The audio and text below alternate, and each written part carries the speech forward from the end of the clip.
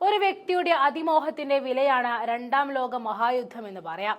ഒന്നാം ലോക മഹായുദ്ധത്തെ തുടർന്ന് തകർന്നു തരിപ്പണമായ ജർമ്മനി 20 വർഷം കൊണ്ടായിരുന്നു മഹാശക്തിയായിട്ട് ഉയർന്നു വന്നത്. അഡോൾഫ് ഹിറ്റ്ലർ എന്ന മനുഷ്യന്റെ നേതൃത്വത്തിൽ ലോകം മുഴുവൻ കൈപ്പിടിയിൽ ഒതുക്കുവാൻ ശ്രമങ്ങൾ ആരംഭിക്കുകയും ചെയ്തതിന്റെ പരിണത ഫലം തന്നെയായിരുന്നു യുദ്ധം.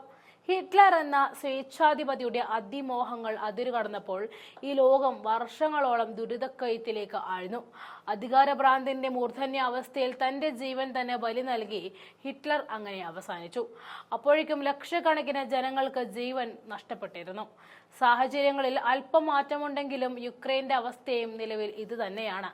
യുക്രൈൻ നേതാവ് വ്ളാഡിമിർ സെലൻസ്കിയുടെ ദുർവാശിയുടെ അനന്തരഫലങ്ങൾ ഏറ്റവും കൂടുതൽ അനുഭവിക്കേണ്ടി വരുന്നത് അദ്ദേഹത്തിന്റെ സ്വന്തം ജനങ്ങൾക്ക് കൂടിയാണ്. എന്നിട്ടും നാറ്റോയെ കൂട്ടുപിടിച്ച നിലവിലെ സംഘർഷത്തിന്റെ വ്യാപ്തി കൂട്ടുവാനാണ് യുക്രൈൻ ശ്രമിച്ചുകൊണ്ടിരിക്കുന്നത്. എന്നാൽ യുദ്ധാനന്തരം സഖ്യകക്ഷികളുടെ ദയനീയമായ പരാജയം ഏറ്റുവാങ്ങിയ ജർമ്മനിയുടെ ചരിത്രവും രാജ്യത്തിന് മുന്നിലുണ്ട് എന്നത് യുക്രൈൻ ഓർക്കണം.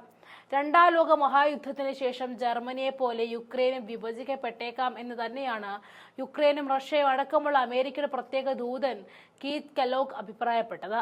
യുദ്ധം അവസാനിപ്പിക്കുന്നതിനുള്ള സമാധാന കരാറിന്റെ ഭാഗമായി പടിഞ്ഞാറൻ ഭാഗത്ത് ബ്രിട്ടീഷ് ഫ്രഞ്ച് നിയന്ത്രണത്തിലുള്ള ഒരു മേഖലയും കിഴക്ക് ഭാഗത്ത് റഷ്യൻ സൈന്യത്തെ വിന്യസിപ്പിച്ചും യുക്രൈനെ വിഭജിക്കാമെന്നാണ് കീത്ത് കെല്ലോഗ് അഭിപ്രായപ്പെട്ടിരിക്കുന്നത്. രണ്ടാം ലോക മഹായുദ്ധത്തിന് ശേഷം ജർമ്മനിയിൽ സംഭവിച്ചതുപോലെ തന്നെ ഒരു റഷ്യൻ മേഖല, ഫ്രഞ്ച് മേഖല, ഒരു ബ്രിട്ടീഷ് മേഖല, ഒരു അമേരിക്കൻ മേഖല എന്നിങ്ങനെ ഉണ്ടാകി വരുന്നതായിട്ടും സമാന സാഹചര്യം യുക്രൈനിലും ഉണ്ടാകുമെന്നും അദ്ദേഹം പറഞ്ഞിരിക്കുകയാണ്. ഈ സാഹചര്യത്തിൽ അമേരിക്ക ഒരു കരസേനയെയും നൽകില്ല എന്നും അദ്ദേഹം വ്യക്തമാക്കി. നിലവിൽ റഷ്യയുടെ നിയന്ത്രണത്തിലുള്ള കിഴക്കൻ പ്രദേശങ്ങളുടെ നിയന്ത്രണം യുക്രൈൻ വിട്ടുകൊടുക്കുമെന്നും നിർദ്ദേശിക്കണമെന്നും അദ്ദേഹം പറഞ്ഞു. നാറ്റോയുടെ സംരക്ഷണമില്ലാതെ റഷ്യയുടെ ഭൂമി വിട്ടുകൊടുക്കുന്നതിനെതിരെ വ്ളാഡിമിർ സെലൻസ്കി ആവർത്തിച്ച് എതിർപ്പ് പ്രകടിപ്പിച്ചിട്ടുണ്ട്. യുക്രൈന് നാറ്റോ സംരക്ഷണം നൽകുന്നതിനെ ട്രംപ് ഭരണകൂടവും റഷ്യയും ശക്തമായി എതിർക്കുന്നവരാണ്. യുദ്ധത്തിന് നിലവിലുള്ള മുന്നണികളിൽ 18 മൈൽ ബഫർ സോൺ നടപ്പിലാക്കാമെന്ന നിർദ്ദേശവും കെല്ലോഗ് മുന്നോട്ട് വെച്ചു. രാജ്യത്തെ രണ്ടായി വിഭജിച്ച് തലസ്ഥാനമായ കേവിലൂടെ ഒഴുകുന്ന ഡിനിപ്രോപ് നദിയുടെ പടിഞ്ഞാറ് ഭാഗത്ത് ബ്രിട്ടീഷ് ഫ്രഞ്ച് സൈന്യങ്ങളെ വിന്യസിപ്പിക്കുമെന്നാണ് ലഫ്റ്റനന്റ് ജനറൽ കെല്ലോഗ് പറഞ്ഞത്. വ്യത്യസ്ത ശക്തികൾക്കിടയിൽ ഈ നദി ഒരു പ്രധാന തടസ്സം സൃഷ്ടിക്കുമെന്നും അദ്ദേഹം കൂട്ടിച്ചേർത്തു.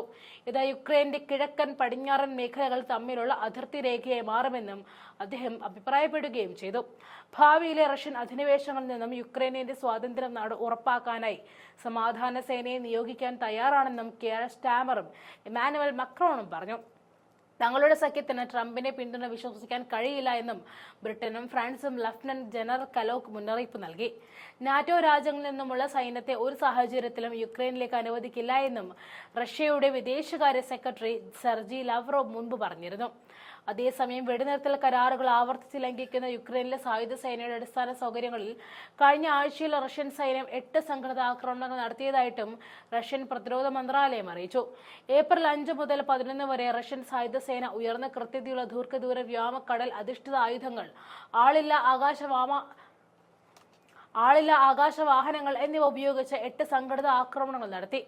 യുക്രൈനിലെ സൈനിക വ്യോമതാവളങ്ങളുടെ അടിസ്ഥാന സൗകര്യങ്ങൾ, സൈനിക വ്യാവസായിക സമുച്ചയത്തിന്റെ സംരംഭങ്ങൾ, അസംബ്ലി വർക്ക്ഷോപ്പുകൾ, ആളില്ലാത്ത ആകാശവാഹനങ്ങൾക്കുള്ള സംഭരണ സ്ഥലങ്ങൾ, വെടിമരുന്ന് ഡിപ്പോകൾ, യുക്രൈനിയൻ സായുധ രൂപീകരണങ്ങളുടെയും വിദേശ കൂലി പടയാളികളുടെയും താൽക്കാലിക വിന്യാസ കേന്ദ്രങ്ങൾ എന്നിവയും നശിപ്പിക്കപ്പെട്ടു. കഴിഞ്ഞ ഒരാഴ്ചക്കിടെ റഷ്യയുടെ സെൻട്രൽ ഗ്രൂപ്പ്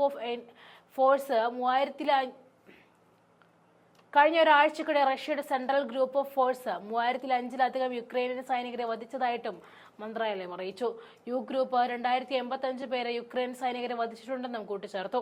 റഷ്യൻ സേനയുടെ സ്പാഡ് ഗ്രൂപ്പ് 1585-ലധികം യുക്രൈനിയൻ സൈനികരെ വധിച്ചപ്പോൾ സേവർ ഗ്രൂപ്പ് കഴിഞ്ഞ ആഴ്ചയിൽ 2345-ലധികം യുക്രൈനിയൻ സൈനികരെ വധിച്ചതായിട്ടും മന്ത്രാലയം അറിയിച്ചു.